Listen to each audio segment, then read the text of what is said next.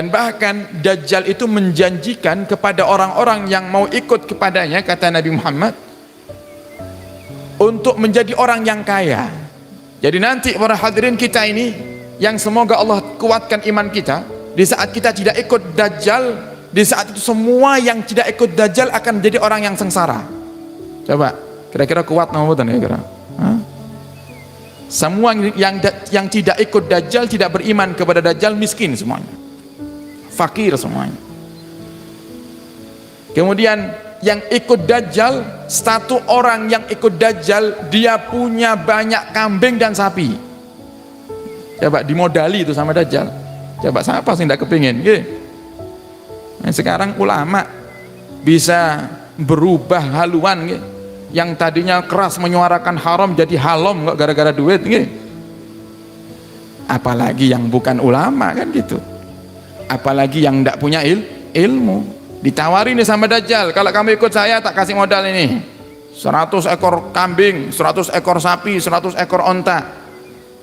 Yang saking di saat itu hebatnya Dajjal dalam menjadikan bumi ini agar yang tandus menjadi subur, yang gersang itu menjadi subur dan tumbuh tanaman. Di setiap kita menggembalakan hewan-hewan ternak itu, orang-orang yang ikut Dajjal itu menggembalakan hewan ternaknya, pergi hewan ternaknya makan dari tanaman yang tumbuh atas perintah Dajjal itu, kembali hewan ternaknya gemuk semuanya.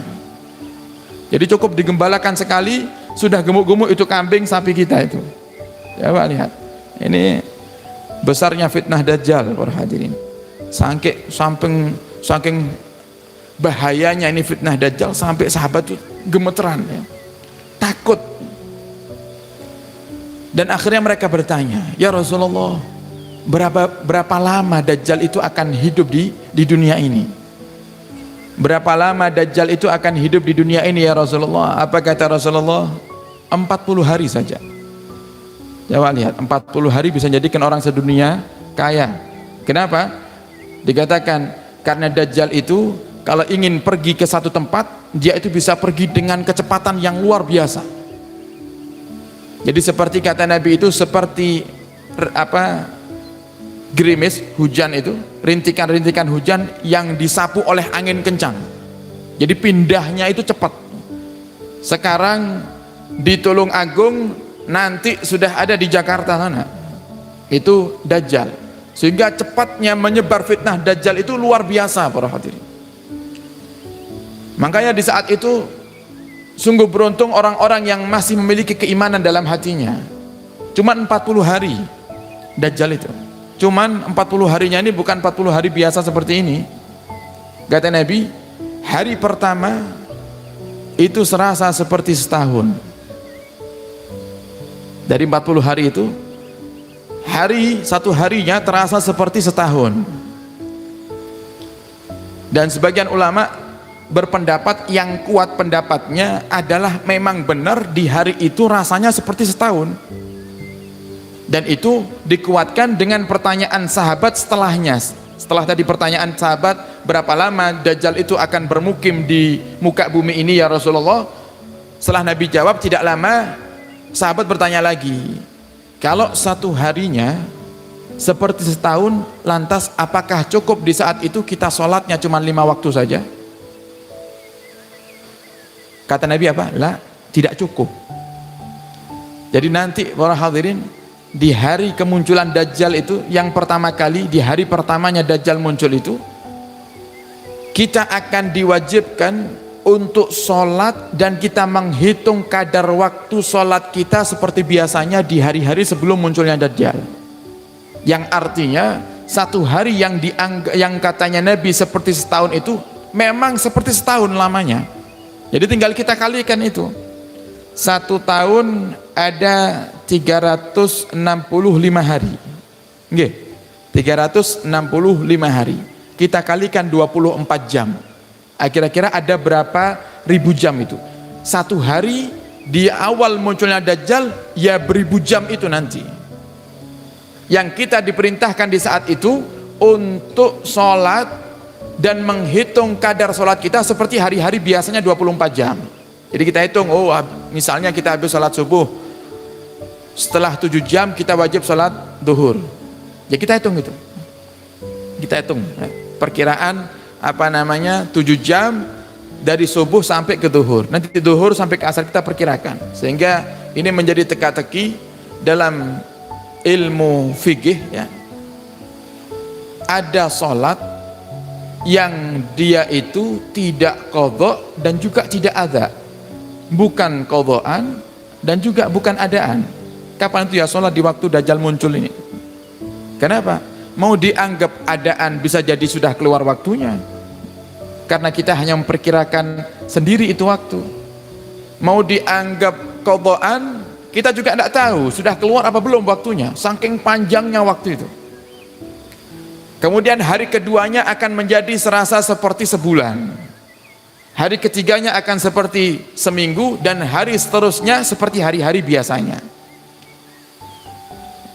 Ini pendapat yang kuat karena didukung dengan pertanyaan sahabat. Ada sebagian pendapat yang lemah menurut para ulama, yang dimaksud dengan 40 hari dan satu harinya itu seperti 1 tahun, itu adalah saking besarnya fitnah Dajjal itu sampai serasa kalau kita lihat jam itu berhenti. Contoh gini para hadirin ya, kalau kita sehat ya, dengan kelalaian kita akan nikmat kesehatan ini, sering kita itu tidak sadar kalau diri kita sehat. Coba kalau Allah paling sakit kepada kita, sehat sakit itu rasanya lama sekali ya Allah, kapan sembuhnya? Ya Allah, kapan saya bisa pulang dari rumah sakit? Coba padahal tiap harinya di saat kita sehat, waktu yang kita habiskan untuk masa sakit itu tidak ada apa-apanya jika dibandingkan dengan masa sehat, terasa lama. Sehingga di saat ini termasuk kelemahan manusia. Di saat mereka mendapatkan nikmat, mereka lupa daripada Allah Subhanahu wa taala. Di saat mereka mulai diuji oleh Allah dengan sebuah musibah, baru sedikit musibah yang Allah berikan, baru sebentar musibah yang Allah berikan, dia sudah merasa kalau ini musibah yang besar, musibah yang lama. Ya Pak, hidup dalam keadaan nyaman, rezeki lancar, tubuh sehat, tidak sadar kita akan waktu. Kalau waktu ini habis, cepat habis. Tapi begitu hidup kita susah, tertimpa sebuah masalah, rasanya lama sekali. Kok tidak selesai masalah ini, musibah ini, sakit ini ya. Sebagian ulama mengatakan, mentakwil bahwasannya yang dimaksud 1 harinya seperti 1 tahun itu adalah tetap seperti hari biasa tapi rasanya panjang karena banyaknya fitnah di masa Dajjal itu. Maka para hadirin, di sini Nabi memperpanjang ceritanya terkait dengan Dajjal karena memang fitnahnya Dajjal ini luar biasa. Maka hati-hati, perkuat iman. Kita tidak tahu kapan itu munculnya Dajjal. Yang perlu kita pikirkan, tidak perlu kita sampai pusing kapan ya, apakah tahun ini, nanti ada orang peramal bilang tahun 2012 kiamat. Ini sampai 2022 ya orang kiamat kan ada. Oh itu gempar sedunia, bingung. Itu karena kenapa kita gempar, kenapa kita takut? Itu menunjukkan kalau iman kita lemah itu. Karena Allah sudah jelaskan semuanya. Bagaimana tanda-tandanya? Sama seperti halnya kematian para hadirin. Kematian itu sudah Allah jelaskan bagaimana tanda-tanda kematian, dan Allah sudah memperkuat dan Allah pastikan setiap manusia pasti akan mati. Cuman kita saja yang imannya lemah, kita ngerasa tidak takut dengan kematian, seakan-akan umur kita masih panjang padahal kematian datang di esok hari. Nah, sama kiamat pun juga seperti itu. Yang perlu kita pikirkan bukan kapan datangnya, bukan kapan munculnya Dajjal, tapi yang perlu kita pikirkan kira-kira iman kita sudah kuat belum. Jadi jangan meremehkan para hadirin. Kita coba lihat dari sekelumit tadi yang kita hadirkan, ini hadisnya panjang, banyak sekali. Termasuk Dajjal itu bisa menyembuhkan orang yang sakit langsung. Tidak pakai ngamar-ngamar seperti dokter, tidak pakai, langsung. Datang, ada orang datang bawa anaknya sakit ke Dajjal, cukup Dajjal katakan sembuh, langsung sembuh. cukup Dajjal usap langsung sembuh. Bahkan tidak hanya itu, Dajjal bisa menghidupkan orang yang mati. Dan ini memang skenario daripada fitnah Dajjal ini, yang Allah kepingin lihat mana hamba-hambaku yang beriman dan mana yang tidak beriman.